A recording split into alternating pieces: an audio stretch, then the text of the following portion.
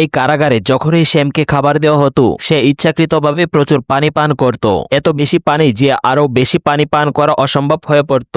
তারপর সে দ্রুত খেতে শুরু করত এবং যখন তার বমি করার ইচ্ছা হতো তখন সে দ্রুত লুকিয়ে নিজেকে বিভ্রান্ত করার জন্য পূর্ণ আপ করতে শুরু করত।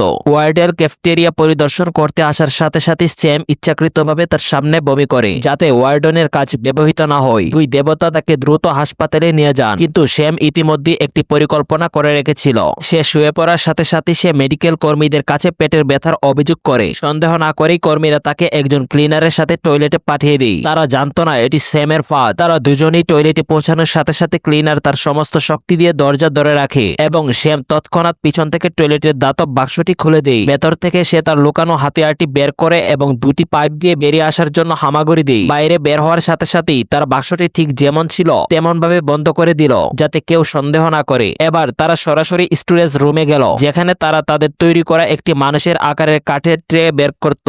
তারা জেল পরিবহনের গাড়ির নিচে এই ট্রে শক্ত করে লাগিয়ে দিল এবং দুজনেই ভেতরে ঢুকলো। তারা ভেবেছিল এখন যাত্রা সহজ হবে, কিন্তু ঠিক তখনই একজন প্রহরী রুটিন চেকিং এর জন্য এসে হাজির হলো।